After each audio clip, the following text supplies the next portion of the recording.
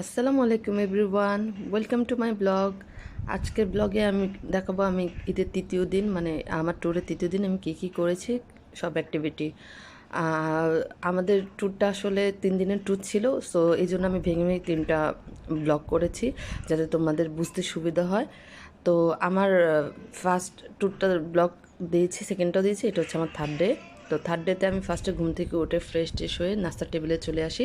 আসলে আমাদের ঘুম থেকে উঠতে অনেক দেরি হয়ে গেছিলো। এই যে দেখো, এটা হচ্ছে আমার নাস্তার টেবিলের থেকে ভিউ, এত সুন্দর, মানে ভিউ আমার এত ভালো লেগেছে। তো যাই হোক, এরপরে আমি আমার নাস্তা আনতে গেলাম টেবিলে। এটা এখানে বাফেট নাস্তা ছিল।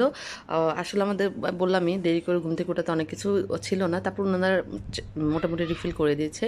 ভেজিটেবল ছিল, পরোটা ছিল, ডাল ছিল, ডিম ভাজি ছিল, খিচুড়ি ছিল, হালুয়া ছিল। আনফর্চুনেটলি হালুয়াটা শেষ হয়ে গিয়েছিলো, আর চা ছিল। তো যাই হোক, এই যে আমি আমার নাস্তা টাস্তা নিয়ে তোমাদের এই যে দেখাতে চাচ্ছি কী কী ওনাদের এখানে নাস্তা আছে, কী কী ওনার আইটেম এখানে করেছে। এই যে এই কর্নার ওনারা চার ইয়াটা করেছে। তো আমি আমার নাস্তা ইয়ে করে টেবিল বসলাম নাস্তাটা খাওয়ার জন্য, আর আমার যে পরিবারের অন্যান্য সদস্যরা ওরাও নাস্তা খেতে বসে গেল। তো আমাদের নাস্তা টাস্তা খাওয়ার পর আমাদের নেক্সট আরেক জায়গায় যাওয়ার প্ল্যান। আমাদের ওই হচ্ছে আমরা রিসোর্টটাকে একটু ভালো করে ঘুরে দেখবো। এই যে দেখো, রিসোর্টের ভিউটা আমি দেখাচ্ছি তোমাদের, অসাধারণ। জাস্ট এই মানে রেস্টুরেন্ট থেকে রিসোর্টের ভিউটা অনেক সুন্দর।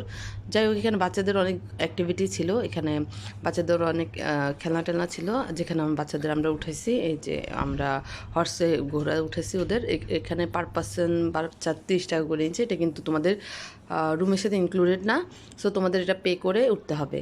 তো এখানে আরেকটা ইয়া ছিল, সেটা হচ্ছে আরও কয়েকটা ছিল, বাট আমরা এই দুইটাই সিলেক্ট করেছি ওর জন্য। এই যে আরেকটা হচ্ছে প্লেন, তো এই প্লেনেরও সেম প্রাইস, ঠিক আছে। তো এটা তোমাদের এক্সট্রা পে করে অবশ্যই। তারপরে যাই হোক, আমরা আমাদের নেক্সট গন্তব্যস্থল সাদা পাথর এখানে চলে গেলাম। ওইখানে আসলে এত পরিমাণ রোদ ছিল, মানে আর যে নৌকার যে টিকিট, অনেক সিরিয়াল ছিল। যাই হোক, আমার মিজিদুল ভাই অনেক কষ্টে টিকিট ম্যানেজ করে আমাদের নৌকার ইয়ে করলো। আর এখানে আমি আশপাশে কিছুটা এক্সপ্লোর করে দেখলাম, এখানে অনেক ইন্ডিয়ান প্রোডাক্টের দোকান আছে, অনেক ইন্ডিয়ান আইটেম এখানে সেল করা হয়। চকলেট, শ্যাম্পু, সাবান, মানে তোমরা ইন্ডিয়ান মোটামুটি অনেক কিছু এখানে পেয়ে যাবা। আমি আসলে অতটা কেনাকাটা এখানে করিনি, কারণ কয়েকদিন আগে আমি ইন্ডিয়া থেকে ঘুরে আসছি, সো আমার এখান থেকে কিছু আর নিতে হয়নি। এই তো আমরা এই যাচ্ছিলাম, যাওয়ার পর আমরা যেটা বুঝতে পারলাম যে এখানে পানির পরিমাণ, যেহেতু সামার চলছে, এখানে পানির পরিমাণ খুবই কম। যে নৌকালাও না চালাতে আসলে অনেক কষ্ট হচ্ছিল। তারপরে আমার যে ভাই, 3টা ভাই, ওনারা নেমে গেছে, আমার হাজব্যান্ড সবাই মিলে নৌকাকে ধাক্কাচ্ছে যাতে মাঝির একটু হেল্প হয়। আমি যেটা দেখলাম যে অন্যান্য নৌকার প্যাসেঞ্জাররা কিন্তু একটু নামে নেই, বাট আমাদের যে নৌকার মানুষজন, তারা নৌকালার এত কষ্ট দিয়ে করে নেমে নৌকালারকে হেল্প করছে। এই জিনিসটা আমার খুবই ভালো লাগছে, তাই এটার একটা ছোট্ট ভিডিও তোমাদের জন্য করলাম। তো এরপর আমরা সাদা পাথর ওখানে পৌঁছে গেলাম। এখানে দেখতে পাচ্ছি একটা দোলনা দেখাচ্ছে, এখানে একটু 2-3টা দোলনা আমি দেখলাম।